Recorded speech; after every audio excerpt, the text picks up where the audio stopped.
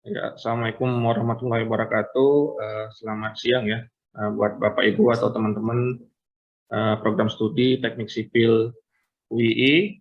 Pada kesempatan kali ini saya coba melengkapi ya, atau menambahkan studi kasus yang sebelumnya sudah disampaikan oleh Pak Joko, yang mana pada screen kita bisa lihat bahwa di belakang saya ini adalah titik nol dari pembangunan PLTS Terapung Cirata.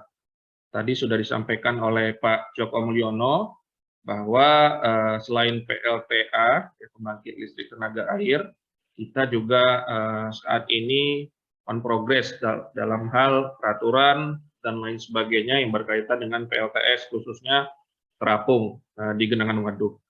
Dan tadi pertanyaan dari Mbak Zahwana, memang kalau untuk bendungan Urukan itu tidak boleh overtopping. Namun kalau bendungan tipikal graffiti, beton graffiti, ataupun CFRD seperti Cirata ini sebenarnya boleh overtopping, namun biasanya dihindari. Mengingat bendungan kita umurnya mungkin sudah melewati umur layannya, jadi kekhawatirannya ketika terjadi overtopping nanti treatmentnya tidak sebaik ketika tidak terjadi. Jadi kalau untuk CFRD ini seperti bendungan Cirata sebenarnya boleh, tapi sebenarnya saat ini tidak pernah terjadi ya, Mbak Zafwan.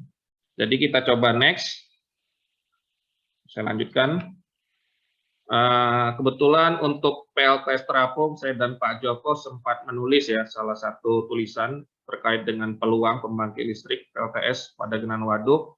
Kita tulis di Jurnal Infrastruktur Kementerian PUPR dan sudah publish di 2021. Nanti kita coba sharing ya seperti apa peluang dari PLTS itu sendiri. Lalu untuk sharing knowledge ini lanjutan dari minggu lalu, saya rasa saya bisa skip ya. Nanti saya share materinya ke Pak Hadi, sebelumnya sudah saya share ke Bu Sofwa. Kalau kita perhatikan di sini, di screen bisa kita lihat ya bahwa bendungan ini fungsinya itu banyak sekali. Umumnya untuk bendungan yang dibangun pada zaman Orde Baru itu single function, ada fungsinya untuk irigasi. Saya coba pointer.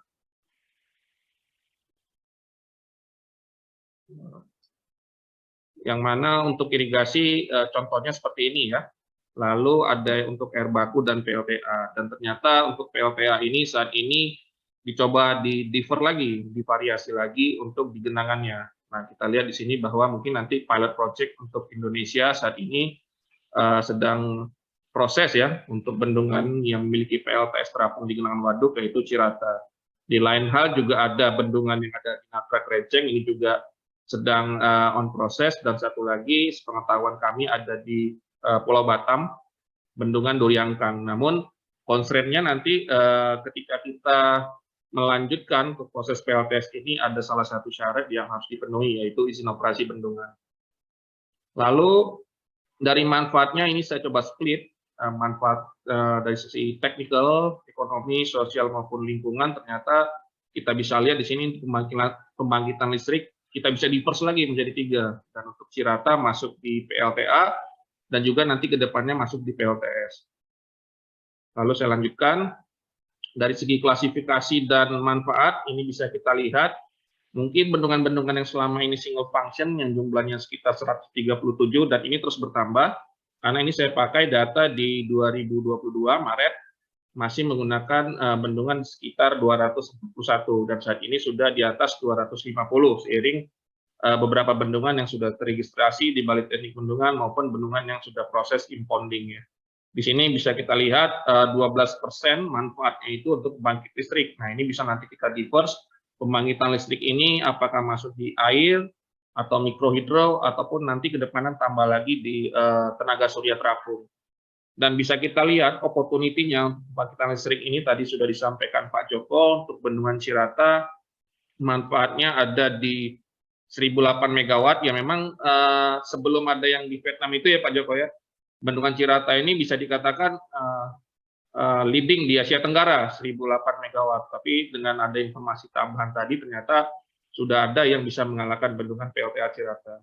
Dan perlu kita ketahui untuk bendungan PLTA Cirata ini tingginya hampir 125 meter, jadi kita bisa lihat head-nya dari hulu ke hilir bisa menghasilkan megawatt yang sangat besar sekali. Dan ini mungkin ke depannya beberapa bendungan dicoba untuk dioptimalkan, terlepas kalau informasi yang kita lihat dari surat kabar ya mungkin teman-teman yang rajin di sosial media atau di surat kabar bahwa saat ini PLN sedang surplus listrik. Jadi ketika kita membangun PLTA maupun PLTS maupun PLTM, constraint-nya itu bisa dimanfaatkan untuk bendungan itu sendiri atau nanti dijual lagi untuk kebutuhan sekitarnya. Jadi mempertimbangkan dari kebutuhan listrik secara nasional. Lalu untuk PLTS sendiri, peraturannya Jungto-nya itu nomor 6 tahun 2020. Di 2015 ada peraturannya nomor 27 tahun 2015 terkait tentang bendungan, lalu di 2020 di sini lebih spesifik lagi bahwa PLTS itu 5%. Nah, ini mungkin jika adik-adik atau teman-teman melihat dua peraturan ini, kalau bendungannya tampungannya seperti Cirata, kami rasa 5% itu sangat luas sekali. Tapi jika kita melihat bendungan yang mungkin dulu statusnya embung, ataupun bendungan dengan DTA, genangan waduknya itu relatif tidak besar, PLTS ini mungkin jadi dari segi IRR-nya ya, kalau kita lihat PLTA ini kan kapan net profit-nya akan balik ya, nah, mungkin tidak masuk kategori. Tapi kalau dengan bendungan yang luasnya sangat besar atau masuk dari kategori ekonominya, kami rasa untuk PLTS ini bisa menguntungkan karena salah satu manfaatnya tadi sudah disampaikan Pak Joko, menggunakan daerah genangan yang relatif free, tidak perlu pembebasan lahan, dan dari segi cooling down-nya untuk panelnya sendiri kita bisa menggunakan air yang ada di genangan waduk. Lalu ini paper yang bisa kita jadikan acuan lainnya, ini saya tulis bareng Pak Joko. Lalu di tahun 2022 kemarin ketika saya presentasi di Marseille, Prancis juga ada salah satu rujukan. Dan ini bisa dijadikan acuan selain peraturan teknikal yang saat ini masih relatif terbatas. Nanti kita coba lihat ya apakah dari pedomannya sudah mengakomodir atau belum. Jadi untuk base-nya itu ada di peraturan nomor 6, namun untuk teknikalnya sekarang masih dibahas di draft pedoman. Secara global di sini bisa kita lihat ya diversifikasi dari penggunaan gas, batu bara, energi terbarukan dan minyak bumi. Ini bahan paparan yang saya dapatkan ketika kami diminta menjadi salah satu partisipan dalam FGD yang diadakan oleh Bappenas, yang mana pembahasan ini sebenarnya sudah multi stakeholder dari pemerintah, mungkin ownernya sendiri, dari PJBI maupun PT Krakatau Tirta Industri. Kira-kira kalau kita lihat di istilahnya peluangnya seperti apa. Nah, ini kita lihat sendiri ya. Tadi sudah disampaikan oleh Pak Joko. Kalau untuk bendungan relatif besar, untuk Cirata 3%-nya ya kurang lebih seperti ini. Jadi bisa masuk dalam kategori PLTS terapung terbesar di Asia Tenggara. Namun kalau kita lihat bendungan-bendungan lain yang mungkin ada di Indonesia yang mungkin dari segi luas genangannya tidak terlalu besar, kami rasa ini juga menjadi tantangan tersendiri ya. Apakah dengan pembangunan PLTS nanti di genangan waduk atau PLTS-nya di on-grid itu dari segi profit masuk atau tidaknya. Ini mungkin nanti ketika teman-teman nanti di kuliah bendungan ini, kan, ini kuliah praktisi seri kedua, nanti ada sedikit pemikiran kira-kira dengan pembangunan bendungan, dengan PLTA maupun PLTS, kira-kira profit seperti apa, keuntungannya seperti apa, kerugiannya seperti apa. Nanti ini juga tadi ada soalnya ya, jadi secara tidak langsung dari slide ini kita dapat gambaran bahwa ketika kita membangun PLTS, beberapa keunggulan dan kekurangannya seperti ini gitu. Dan di sini bisa kita lihat kalau untuk case Cirata ini di sebelah selatannya, kalau kita lihat di sini bahwa ada KJA. Nah, ini juga mungkin dari bendungan-bendungan lain juga apakah ada KJA atau tidaknya, apakah ada eceng gondok, apakah tampungannya ini besar atau low storage, itu juga bisa jadi salah satu pertimbangan ketika kita membangun bendungan dengan case PLTS terapung. Kita lanjutkan. Lalu untuk segi peraturan tadi sudah juga disampaikan Pak Joko bahwa keuntungan dan tantangannya seperti ini. Memang dari policy ini mungkin teman-teman bisa jadi satu masukan nanti.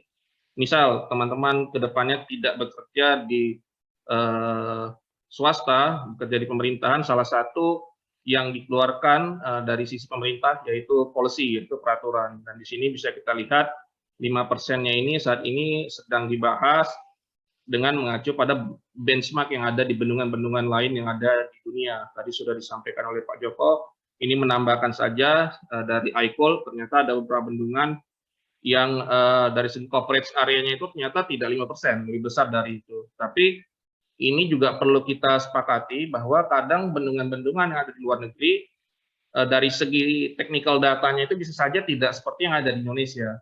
Kalau di Indonesia kita lihat di Permen PUPR nomor 27 itu syaratnya di atas 15 meter, kapasitas tampungnya juga ada, debitnya juga ada. Mungkin saja bendungan yang ada di luar negeri ini tipikalnya itu lebih ke pond ataupun bendung. Nah, itu juga kita harus menyesuaikan ketika kita melakukan perbandingan antara bendungan yang ada di Indonesia maupun bendungan yang ada di luar negeri. Lalu dari segi pedomannya kami juga diminta memberikan masukan. Dan saat ini kalau konsensusnya ini udah di konsensus kedua, tapi belum final ya, dalam artian pedoman yang bisa dijadikan rujukan secara nasional. Tapi untuk baseline-nya mungkin selain Permen PUPR nomor 6, nanti pedoman ini bisa digunakan mungkin tadi dari sisi Pak Surahman ya, dan maupun pengelola bendungan, seperti apa dalam mengelola bendungan. Tapi salah satu syaratnya yang penting, misalnya kayak tadi Cirata, Nadrak Renceng maupun Nuryangkang, kita dari segi keamanan bendungannya, constraint-nya bendungan tersebut telah mendapatkan izin operasi, baru bisa mendapatkan proses legitimasi selanjutnya dari sisi pembangkitan listrik tenaga surya terapung. Nanti bisa kita diskusikan kenapa seperti itu. Lalu ini terakhir, mungkin ini buat motivasi ya Pak Joko, Pak Hadi, dan Pak Edwardi, bahwa bendungan kita saat ini potensinya sangat besar sekali untuk dikembangkan oleh adik-adik, teman-teman, yang mungkin nanti minatnya itu spesifik di bidang bendungan, karena bendungan kita sendiri ada saat ini 251, dan pekerjaannya sangat spesifik sekali, dan ini gairah tantangan baru kalau kata saya. Kebetulan saya dulu S1-nya geoteknik ya, Pak Joko, Pak Hadi, tiba-tiba ngelihat bendungan ini, wah ini menarik. Nah ini juga buat adik-adik program sarjana yang sudah ambil mata kuliah ini tepat sekali menurut saya, karena dari segi jumlah bendungan untuk pekerjaan bakal kontinus ya Pak Duardi, ini banyak sekali pekerjaannya. Mungkin nanti ketika tugas akhir ataupun membuat makalah bisa saja jadi motivasi real buat adik-adik semua. Kami rasa seperti itu Pak Hadi, ini tambahan saja seperti yang disampaikan Pak Joko. Semoga apa yang saya sampaikan singkat ini memberikan inspirasi buat adik-adik yang mengambil mata kuliah bendungan ini. Terima kasih. Saya coba stop share ya, Pak.